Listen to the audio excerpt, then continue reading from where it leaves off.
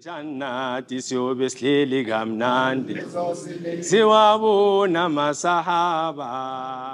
Barakatuh. My name is Zia, and welcome to Conversation Podcast with the Soweto Muslim Association. We have a wonderful lady today with us. Her name is Jamila Metedad, and she's going to be talking about wellness and inclusive education, as well as her aspiring degree in clinical neuropsychology. Welcome, Jamila. Assalamu alaikum. Thank you for having me here. I didn't realize that she'd go straight into my aspirations. Girl. I think and this is not to discredit Allah's mercy and the way things actually work out, but sometimes I'm so afraid of kind of jinxing things. So I get you. yes. So yeah, but we can talk about it. We can get into it. Yes. I just wanted to say thank you so much for honoring our invitation. I hope you have a good time today and you can teach our listeners about wellness and mental health and basically what you're studying towards. So I'm going to have a bit of icebreaker questions for you so we can get into it and not be too tense. Yes, let's break the ice. Okay, so first question is, what is your favorite dessert? Oh my gosh, milk tart. Why? It's the first thing that came to mind. But also, I really love my mom's melting moment biscuits. I don't know if anyone else has those things, but they're these delicious little things. They're even better than Eat Samos. Okay. That's my favorite. S'mores. No. It's like almost like Eat Samos. Yeah. But it's these little biscuits. They're so cute, and like she presses them down with a fork. Okay. That's my favorite dessert. All right. Since we are experiencing the Olympics right now, if you were an Olympian, which sport would you partake in it? Does it have to be an official Olympic sport? Well, no, you can make one up. I mean, they made up breakdancing for the first time this year, so. Okay, I actually thought about this the other day. My Olympic sport would be untying knots and cables. Are you that good? Yes, I think I am. Do you have patience? Yes, I think I think I do. I wouldn't break anything, Okay. and I would unknot things. Okay, so in record time. okay, cool. Yeah. And what is your favorite season, winter or summer? Spring. Spring is not a season. It is. is. Nope. Yes. God, no. I'm pretty sure spring is a season. No. Spring is my favorite season. It literally jumps from winter to summer in South Africa. We never have like in between autumn and spring. Do you not see the brown grass? Ay, girl, no. It's just like it's just for a few weeks and then it's back to summer. Okay, so the beginning of summer, that's my favorite season. Okay, one last question. If you were to delete all the apps in your phone and leave only 3, which ones would you leave? Oof. Oh my gosh, my weather app. The emails can go. Phone calls can go. WhatsApp can go. Okay, emails, Okay. photos, my photo album, and oh my gosh, my compass. I know it's a weird one, but I like knowing. I mean, how am I gonna find the Qibla? Oh, okay, cool. Okay. That makes sense. Yes, the compass app. Okay, so as we start this conversation, can you please give us a background of your aspirations and why you chose to go in the direction that you have gone into? Okay, so just career-wise, I studied psychology, graduated a while ago. I won't give you a year. Graduated, and I was just like, actually, I don't want to be the kind of psychologist that just sits on a couch and asks people how they're doing. And I was pretty young when I made that decision. Okay. It's just like, I don't want to do that. I want to do something else. And I found my something else. My something else was basically working with children with autism and related disorders. That is so cool. So that was very hands-on. I got to be my playful self, my truly playful self. I got to teach, like not necessarily teach, but I was providing not academic, but okay, so it was behavioral interventions, but there were elements of like adaptability and academics and all of that. Okay. So I was basically teaching, showing up for, a very young and vulnerable generation, but I was also learning a lot. And that was absolutely perfect for me. And that's when I was like, okay, I think I will stay in psychology. So, got my psychology degree, kept on working. And when that was all said and done, I realized that, okay, I don't want to just stay in a behavioral side of things. I want to know more about, because I think the curiosity actually started from trying to understand how the mind works. Yeah. And obviously, once you understand how the mind works, you realize that, okay, sometimes the mind deals with a lot, whether it's trauma or certain disorders and things like that. And I think my curiosity is the one thing that's just kept me going. Within all of that, I got into a lot of advocacy, so advocating for the kids that I was working with. I got into a lot of like, just on the ground kind of grassroots work, working with centers, working with schools. And that's when I realized, okay, I need structure. And that's when I founded my little business, my firstborn. Okay, we'll get to that. Before you jump the gun, we'll get to yes, it. I'm giving you chronological. You like running. So I wanted Yeah. to find out when it comes to education in South Africa and all the kids who have disabilities, what do you think the government needs to do when it comes to dealing with those children who are not identified in schools and they have such situations? And where can they also go to get like tested and stuff? Okay, so there's a few parts to kind of answering that. I think when it comes to knowing what the government needs to do, I think we actually have to acknowledge the fact that the education system hasn't actually been inclusive from the get-go. Yeah. Whether it's like, I mean, if I was a Black child 50 years ago, I'd have a completely different education than I'm having now. Compound that with the fact that, yes, you could have a disorder or, specific needs or anything like that. It was never inclusive then. And before we get to it being inclusive now, we actually have to acknowledge a lot of the injustices of the past. And that's something that I really think the government needs to do authentically and not just like as a kind of, something we're looking over. But on a more practical level, I do think that there's a lot that can be done to empower schools. A lot of schools I don't know how they're even still open. Yeah. I don't know how they're still open. Teachers are doing a lot to, keep their students engaged, keep their students learning. HODs, school governing boards actually do a lot to just keep schools running. So the government really should be doing more to actually spend what is needed and making sure that the schools aren't just like, scratching the surface and like, Because I was doing a training, like an education thingy training for 6 months at a school. It was based in the township, and I realized that the government doesn't actually have any sort of system when it comes to identifying those children. And there were so many of those children in that school.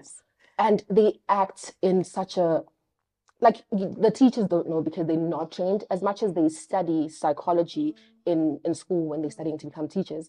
They never really get that side of psychology and actually how to help those children. And it's always just like push them, even though the child doesn't not understand anything. And that's very detrimental to the society. It really is. And I think there's a lot that can be done to kind of just like bridge the gaps between all those fragments, because I think the bare necessities are there. We just need the different departments to start actually having conversations with each other about these kinds of things. I actually like that you are in inclusive education. Do you have like NGOs that you work with? Are there any social referrals from those NGOs? And how do they help you in getting those kids who are in disadvantaged neighborhoods or in schools that have those issues? How do you bridge that? I wouldn't be able to do anything that I do if it wasn't for the fact that there are actually other professionals, other service providers, specialists, NGOs, community organizations, even if they're really informal, because as much as I provide the support that I do, I also need there to be a carryover. So whether it's a little stokvel that supports mothers, single mothers who have children with disabilities, or NGOs that advocate for learners and help them get the right diagnosis, because when you do have the right diagnosis, that's when you're able to get the right support and treatment. So there's plenty. I wouldn't be able to go through them now. Do I have to mention? You can mention. An honorable mention would be one of the organizations that was founded by a mother that I actually had the pleasure of working with her and her child. It's called the Inam Foundation, Inam Autism Advocacy Group. And basically this mom has basically put all her resources towards supporting other mothers whose children have autism. And I think it's so amazing to recognize that even though, yes, we can say, okay, the government needs to do this and that, there's people who are able to actually make things happen. And that's where I like to kind of put myself and make sure that we're making progress. So yeah. It's very difficult in our society, like Black and brown society, it's very difficult to accept people with disabilities, especially when it comes to neuro disabilities and identifying a child who has autism. I know someone who has a child who is autistic, and the child is about 1. Okay. And she is also like advocating for her child, but also like other children, because in our community, it's so hard for us to accept that autism exists. Yep. So many other neuro disorders exist, Neurodevelopmental, yeah. and we don't want to talk about it, and we don't want to deal with it, and you just leave your child to be just like that. So it's nice to have people like yourself and other people who are actually doing the groundwork Yes. and making sure that a lot of people who are Black and brown know about this and actually take the right channels in dealing with their children. There's so much stigma as well attached to Yeah, it, but a lot. So we're not going to get into that. That's a whole different chat. So in 2019, you started your Build Education Services. Yeah. And solutions. And solutions, yes. So can you tell me more about that and how it works and if you offer the services to people? Okay, so Build Education Services and Solutions is a social enterprise, which means that it's geared towards making a social impact, you know, instead of just profit. And basically, basically how it operates is as a multidisciplinary referral network. It actually started as a side hustle. And that's when I was just like, actually, I can't tutor every subject. Yeah. I can't, you know, help every kid. Let me work with the people that I know. And that just became the most magical kind of combination of skills and talents and, you know, just supporting people. And that's pretty much where it came from, you know, collaboration, working with schools, working with centers, working with other NGOs, and just helping people wherever we can. So if you're just like, the school won't take my kid unless they have like a facilitator or a scribe, you know, and it's just like, okay, find someone who has experience doing that kind of thing, and just like, you know, placing them and just making sure that each child has that opportunity to get the education that's required. Because I mean, I think, sorry, I'm gonna spend a little time. I'm gonna spend a little time on this because I think a lot of the time when we talk about the schools, we think that, you know, you can't take in a child with a specific need because it would be impossible to teach them. But really, they just need one kind of tweak to the way that the rest of the class is being taught. And even on a neurotypical kind of level, not everyone learns the same way. You know, so if we're providing those tools or, you know, those adjustments that are needed, you're giving someone the opportunity to actually be in school, whereas they would have probably just been at home and not gotten any kind of stimulation, not developed in any kind of way. And that's the part that I think is actually really important, because we're actually, in the grand scheme of things, when I think about it, we're actually not doing that much. We're just bridging that gap essentially. And do you think it's important for parents to start the development of the child early on before they actually go to grade 0 or because I feel like some when it comes to Black people mostly, they don't really have that communication with their children while they're still young. They speak in baby language, and I feel like that also just like suppresses the child's development because they're not really like learning words. I think, okay, that's very generalized, and I've actually seen that it's not completely true. Okay, cool. But I do think we also have to acknowledge the fact that, especially as Black and brown people, we are also the most socially and economically disadvantaged. So something as simple as, I don't know if you're aware of this, but the first 1,000 days of a child's life are like the most important. So something as simple as knowing that a mother can actually spend her maternity leave spending time with the child. But you have things like postmortem. Not postmortem. Postpartum. Postpartum. Thank you. Postpartum. You have things like postpartum that kind of also compromise the way that mothers and parents and even families are able to engage. So, you know, being able to kind of build that relationship with your child, whether it's making eye contact while you're breastfeeding or, you know, playing while changing a nappy, that actually does a lot to help develop your child's brain. And yes, baby kids are very receptive to it. they're very receptive to it. But it's not like that's actually not the breaking point. There are other things that kind of come into play in that sense. But I think I just forgot the main question. No, but that was the question. But Yeah. also, like, when you started, after you started your business, I mean, you started in 2019 and then COVID Oh happened yeah. in 2020. Oh yeah. How difficult was it for you to actually keep going? Because it's so hard to have something that you just started a baby and for COVID to happen where you literally can't do anything. So before 2019, like I said, it was a side hustle, Yeah. and then it was formally registered in 2019. But then COVID is when your reality, like I think I had to wake up, Yeah. because A obviously lot I of us couldn't. had to. I had to wake up, and that's when I realized that sure, fine, I can be good at my job, but I Mhm. need to be empowering the parents. Yeah. I need to be if you're in quarantine with someone, or if you're on lockdown and the only people that are in your home are maybe your helper if you have that privilege, or your parents, my services are of no value if I'm not empowering the parents too. So True. that's when I actually started recognizing that okay, I need to start doing a lot more work with parents, which has helped, I would say. It's been, I think it's very small scale, but like because I work so like on such a deep level, Yeah. it has been impactful. But yeah, it's taught me to appreciate the value of empowering people on the ground, instead of just like, hey, look at me, my degree. You know, that there's no value in that. Yeah, there isn't. When you're the only person that this child is going to listen to or take instructions from. It needs to be able to, you know, kind of just be shared with everyone, and make sure that this kid is getting the same kind of stimulation in general from everyone. That's Kind awesome. of like we all do. That is great. So, can you share a success story from your build? Oh my gosh, a success story. Does it have to be? I want to respect No, people's that. Oh, confidentiality. no. You don't have to. Just Um, one that resonated with you. You don't have to name any. my favorite thing will always be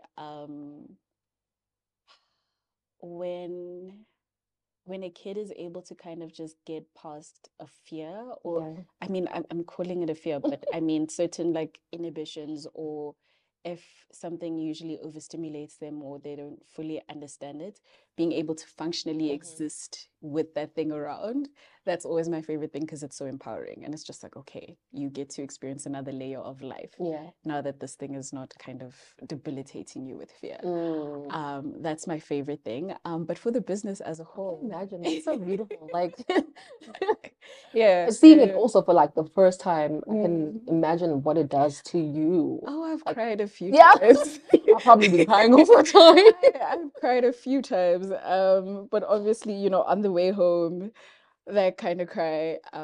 Yeah, yeah, Okay. yeah. So when it comes to working with the public health system, what disadvantages have you experienced in terms of what you are doing?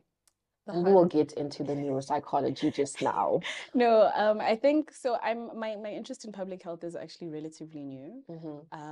It's something that when I realized that okay, I can actually my choices right now, and this I'm kind of segueing into your next question probably, but my options right now are between doing a master's in psychology or public health. Okay. Because I'm at the point where working as a counselor, I'm just like yes, you know, I can counsel you when you're in crisis, all of that, and refer you to the right person. But I'm such an action-based Okay. kind of person that I'm just like, why do we keep going wrong in the same places?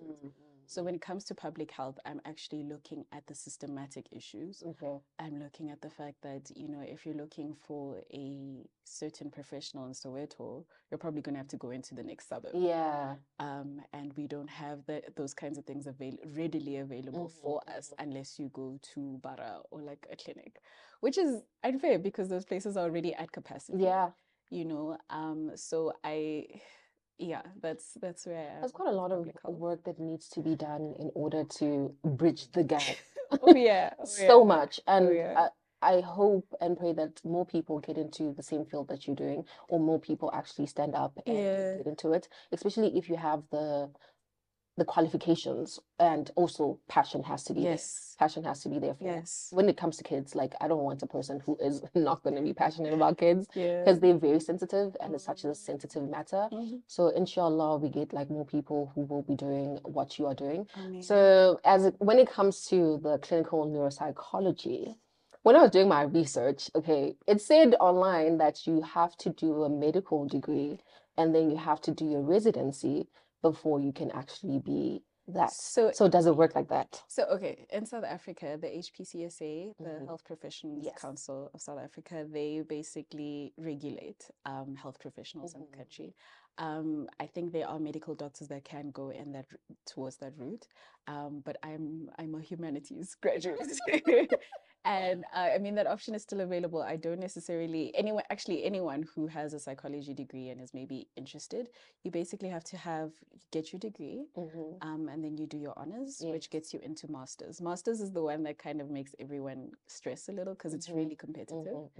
Mhm. It's really competitive, but I think there's a reason for that. You're dealing with people's mental health. You're dealing with them at a very vulnerable Yeah, state. vulnerable. So you need to be at the right kind of caliber to be able to actually do that kind of work. So yes, but once you have your masters, then you can write the board exam Okay. with the HPCSA to become a clinical neuropsychologist. Okay. So that's the aspiration. Like I said, public health might come and just kick you you. know, or kick it out of the way. Because I am actually quite passionate about the public health side Yeah. of things. But it is a desire. There's a lot of passion. But it's also just like intertwined. It Yes, basically is in yes, the same queue. yes. What is it? Vacuum. Yes, yes, Same yes. vacuum. So you can literally go either or, whichever Mhm. direction your heart desires, or whatever leads you Yeah. to whatever. I'm at the point where I've surrendered it, and I just say, you know, Give it up to Allah. yeah, exactly. So yeah. Yeah. Okay, I get you. And then when it comes to still be on the neuropsychology, well, psychologist, do you work closely with neurosurgeons in diagnosing? Because when I saw my research again, it spoke about Parkinson's disease and all that, and you diagnose the patient before the neurosurgeon does. It really depends on how the patient presents, Okay. because even before before a patient even gets to like the clinical neuropsychologist, they've probably been referred to by someone else, like Yeah. a different kind of specialist or professional. So I can't actually say objectively, but you would find yourself working with neurosurgeons, neurologists, or pretty much it's usually a multidisciplinary team anyways. Yeah. That's so cool. Yeah. We only see those kind of things on Grey's Anatomy. So to actually have a conversation with someone who is yeah. in the know Yeah. of what happens, that's actually quite interesting because I've never heard of it. As you said, it's a new field in South Yes, Africa. yes. So that's quite interesting. I hope like a lot of people actually get into I it hope so. because that would Yes. be nice. And I think the more interested we are in it, the more the field itself grows. Yeah. The better our understanding of True. everything. We need more people who will be able to understand the brain better because I mean, like we as just normal people, I can't say this and that and that. I mean, we always self-diagnose ourselves Oh yeah. with things. With things. I have a friend who always says she's autistic, but yeah, that one is. It could be anything. It But could yeah, be. It literally could be. So, looking forward to the future, what are your aspirations for your business, for Build? Where do you see it in the next few Oh years? my gosh. And how do you want it to grow? And how, yeah, do you want people to see it? I'd love for it to grow into an organization that is nationally accessible. Yeah. And I'm talking the most rural areas.